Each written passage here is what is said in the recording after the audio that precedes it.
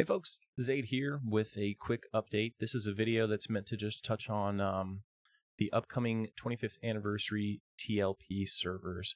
So there's been a lot of hype building about these servers. I think for a long time folks have been anticipating that these will be pretty good because the last two servers were not massive hits, and the company has a history of doing a pretty good job when it comes to these anniversary servers. I think the 20th anniversary was pretty well done, with Cello and Mangler both being great servers.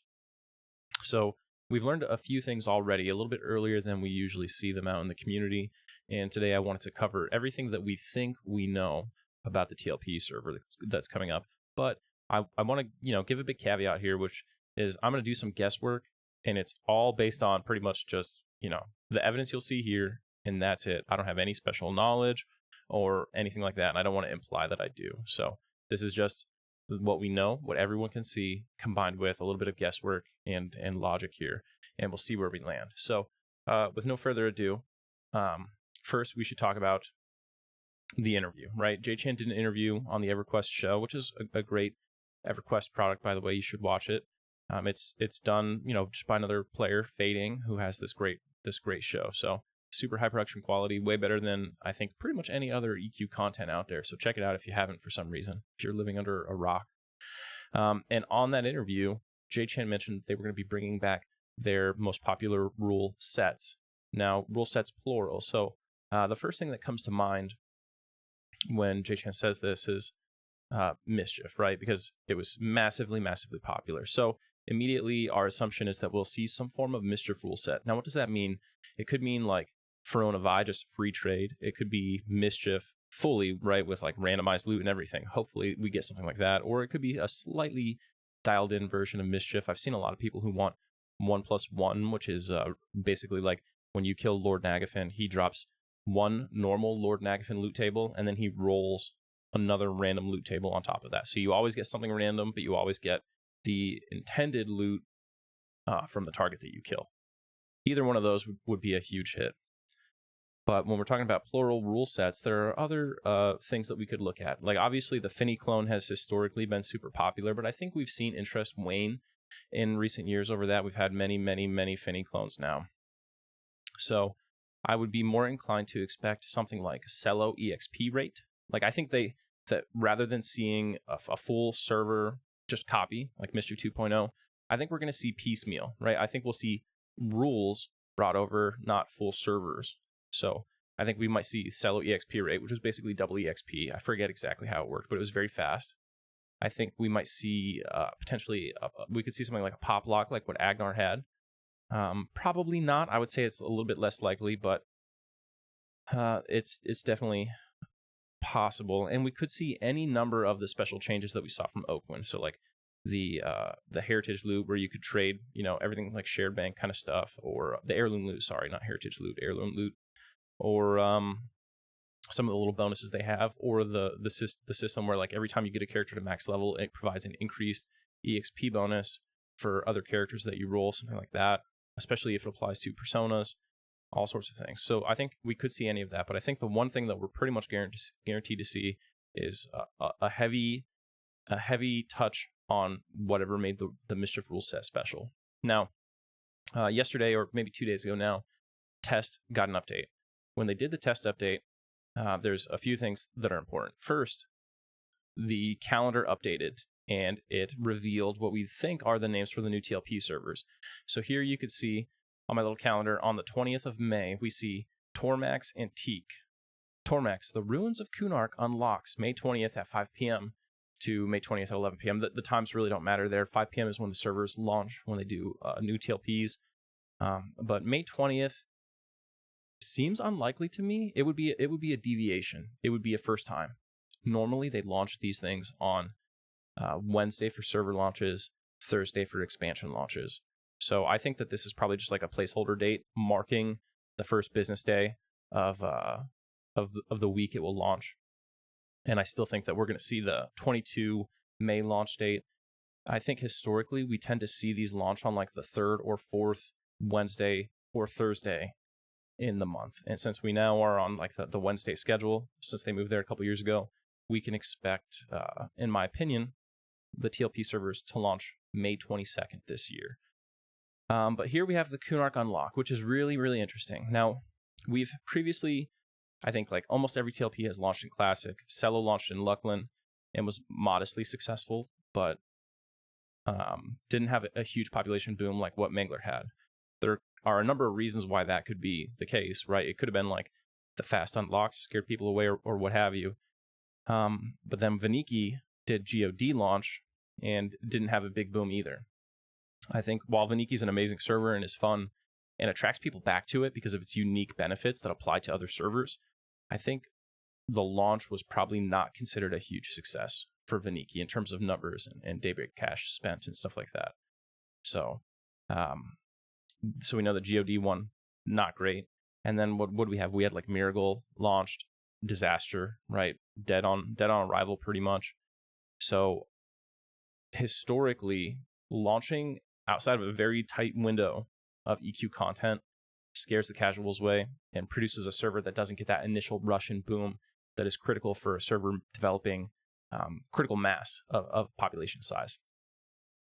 I've said a few times that I think Kunark is probably the sweet spot for this.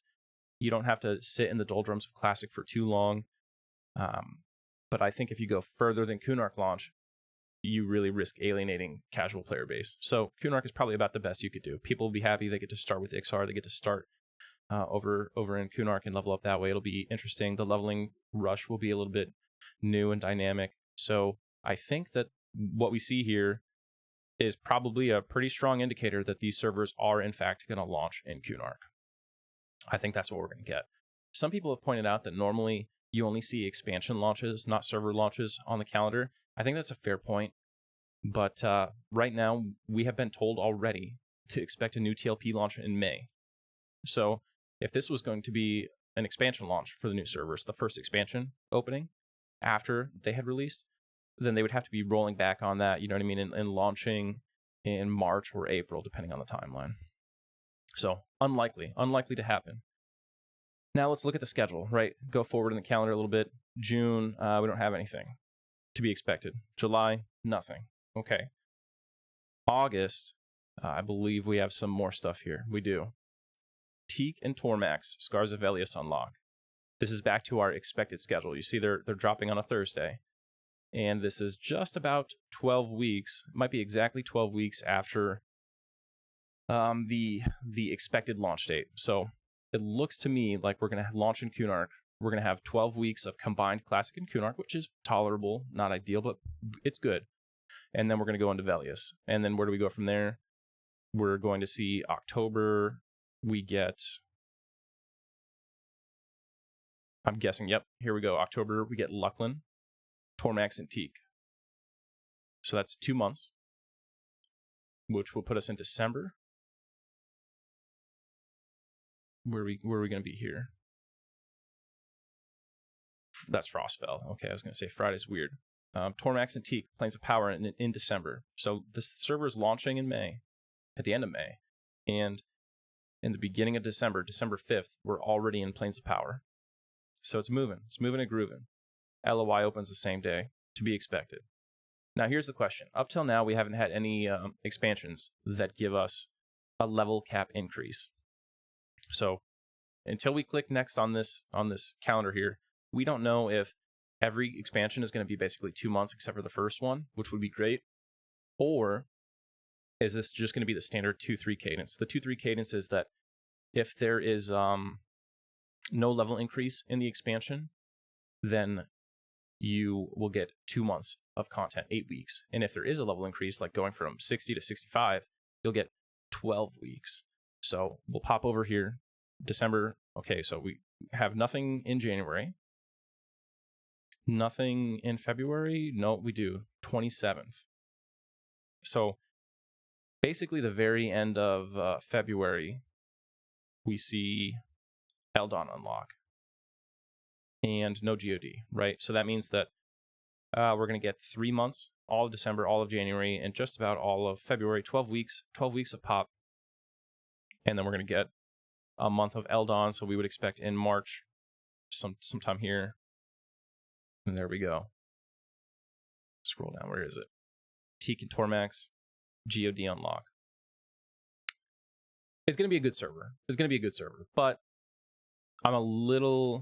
it's not perfect.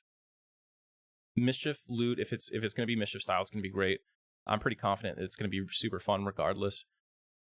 But seeing that it's going to be probably a 2-3 cadence, it means it's going to take like 7 years, 8 years for the server to reach live.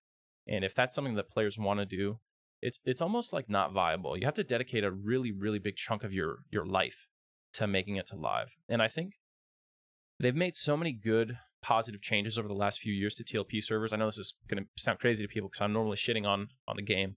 But they've done so many good things for TLP over the last couple of years. They made so many of the right decisions that most of the stuff that people complained about has been corrected, right? They're in a pretty good state, minus like cheating. Anti-cheat is on the developer roadmap for this year, so hopefully even that will go to the wayside soon. I think the next big thing that the TLPs have to figure out is the progression speed, because the 2 and 3 or the 3-month cadence is not going to work. It's not really going to be viable. If the idea is to reach live, and calling it a progression server rather than a classic server implies, right? It's implicit in the name, progression server, that the goal is for it to reach live. If you want there to be a population on the server when it does that, we have to find some kind of new cadence, I think. So that is a big issue. We can't take 7, 8, and more time, years, for these servers to go all the way. We got to get down to like 6 weeks for no level cap increase, 8 weeks if there is a level cap increase, something like that. I think that's just my opinion, especially for the later eras. I get there's a certain subset of the TLP player base that is really interested in classic through pop, and maybe they can give those expansions a little bit more time in the sun, so to speak, for those people who want that. But I think after that, it's really got to start chugging a little bit faster to be viable. Now, what else do we know about the servers, though? Okay, so what do we get from the names, right? The names could tell you a lot about a server. Like Mischief, right? Usually you would see like some kind of character name. When we saw Mischief, we could tell right away it's not going to be a normal server. So Teak, who is Teak? Everyone knows who Tormax is. We'll come back to that. But who is Teak? I think it's like Franklin Teak is the dude, and POK who gives out hot zone quests. So this circles back to that most popular rule sets thing, right? Faster EXP. He gives hot zone quests and tells you where the local hot zones and stuff are. So I'm assuming that the Teak server will be enhanced EXP rates and some form of Mischief loot similarity. Any of those evolutions of Mischief loot that we talked about. I think the home run would be like maybe either pure Mischief loot or 1+1 Mischief loot. But they could even just do double loot and not free trade. I think it'd be less popular. I think free trade is a really, really critical part of it. It's good for server health and everything, but at the very least, looking at that name Teak, I assume there is a big EXP bonus, probably Cello EXP, which was about double. Now we look at Tormax. Well, what do we know? We know that previously, when the Yellowneck server came out, which was a Finny clone, Tormax was the overflow server for Yellowneck. It wasn't needed. The server wasn't popular enough that they needed to spin up a second server, but they had Tormax in the background, ready to roll if it was. So, cool. It goes back. Recycled, right? And now we have it appearing again. It could be just a Finny clone. It could be Finny clone like number 55. I don't think so. I think that Tormax, shout out to Heck, by the way, for beating this into my head. I think that Tormax is going to be a PvP server. I think there's a decent chance. Tormax, right? What race is he? You might be thinking, he's a giant. Well, no, he's like, yeah, sure, he's a giant, but he's a Chrome Zek. So why would you have a server named Tormax that launches in Kunark? It doesn't really make a lot of sense, right? It's launching in Kunark. It's got the name of a Velius raid mob. I think the connection here is that it's going to be a PvP server. And we have it on good authority through the rumor mill, through the back channels. We don't know for sure, but very, very, I put it at like 95% reliability on the people who told me this in years past, that PvP has come close. In fact, I think the year that Open came out, PvP was originally going to be the server. It was going to be a PvP TLP, and then Oakwind, the idea behind Oakwind, beat it out. So I think PvP might finally get its time in the sun. I don't know what else they might add. Hopefully there are other things on that besides just PvP. Because let me tell you, PvPers, I would love for them to throw you a bone. Dulu, if you're out there, your server's finally coming, perhaps. But if they launch a vanilla Kunark launch PvP server with FTE, oof, alongside a Mischief clone with boosted EXP rates, there's gonna be 50 people on there, dude. It's gonna be more dead than Red 99. So I hope that they don't do that to you. And it's not because the PvP server wouldn't be fun. PvP servers have their whole own set of problems that I think are a totally different video. But they are surely fun, at least for a brief period of time. But you sit anything next to that Mischief rule set, and it's going to have a hard time, I think. That's just my opinion. I think Mischief is so well loved, so popular, and it just hits every checkbox, you know what I mean, in keeping a player engaged.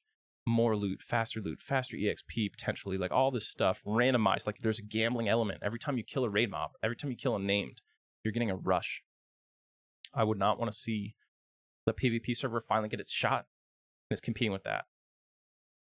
Because if it comes out and it bombs, it's probably not going to get another shot, right? Like if they spend the money and do everything, this is your one opportunity. Lose yourself in the PvP, right? Like you got this. And if the population sucks because the other server is just so good, and Mischief is that good, it's over, I think. So we'll see. But that's where I think we're at. I think Tormax will either be PvP or Vanilla Finny clone. I think Teak is going to be some variation of Mischief loot with Cello EXP. Sadly, it looks like we are in the 2/3 unlock cadence. I mean, we can't be too sad about it because it's worked. It is a proven history of working. But I think we need to move in a new direction with it. And we as a community need to encourage slightly faster unlocks, especially in the latter eras. Now, they've done some good changes in the recent years that are improving TLPs even more. Like, I assume that TrueBox is going to come off these servers. Well, first, I assume TrueBox and FTE will be baked into these servers from day one. FTE, when Jay Chan talked about it, she said it was successful. It was successful in doing what they wanted to do, which was to reduce CSR interactions, right, with trains and stuff like that. Maybe if Tormax is a PvP server, it won't have FTE. Maybe, because you can handle things your own way. But I think that we're going to see FTE on these servers, at least on Teak. And that's just almost a guarantee, I would say. So that's in there. And TrueBox, I think, is just going to be baked into every TLP forever. But I do think we're going to get relaxed TrueBox taken off, which is going to let you box, I forget, like up to 6 or up to 3 on one computer, starting in Omens. So I think that is going to be part of the normal rule set for every TLP. Is like, oh yeah, in Omens, when almost all open world content becomes irrelevant and is done for EQ, you could box a little bit more. I think that's part of it. Super healthy, great change. We asked for it for a long time. I'm glad they listened. And that they put it on the old servers too was just phenomenal. So that's great. I think we will probably see DON and Omens of War merged. So that's 2 expansions in the notorious level 70 block. Level 70 blocks cause a lot of attrition on TLP servers because it's like a full year with no level gains. And players have been asking for them to consolidate that in some way for a long time. I think they're going to continue that. With Oakwind, they said DON and Omens of War will be merged. I think we're going to see that here as well. So that'll make it a little bit better. I think they should also merge DODH and POR for that matter. And maybe a few expansions later in the timeline as well. But we really need to cut that 70 block down as much as we can. I think POP shouldn't be 3 months plus Eldon. Like, it should be 3 months with Eldon, because that month that Eldon adds is really just another month of POP. So a lot of small room for improvement, but overall, I think that the team has been moving in the right direction with TLP. 99.9% of everything they're doing is like doing the right thing. Just need to work on that cheating piece. The more we could pressure people who use software, the less we'll see it, right? And that'll be good. There was one last piece. Oh yeah, in this test patch, they didn't uncap, but they altered the cap on how much AA EXP you could get per kill, something like that. You can get more AA EXP. I think this plays into that Teak server having enhanced EXP. Obviously, there are things like Extra Life and stuff like that where you can get really big EXP bonuses. So people were bumping up against that AA per kill EXP cap anyway. But I think they're changing it now because the Teak server is going to have enhanced EXP and pretty much guarantee that people are going to be hitting the AA cap all the time. So this alleviates that problem. And I mean, looking at Teak, I don't know, maybe how cool would it be if the server had hot zones in from day one and they were constantly rotating, like every day or every week or every month we got new hot zones? That'd be cool. Who knows? Maybe they'll update the Zems. All these sort of things are possible. But for now, everything I know, all my suspicions, you guys know. I hope you enjoy it. If you have any cool ideas or you think I missed something or I'm totally wrong, let me know. And that's it. Zaide out.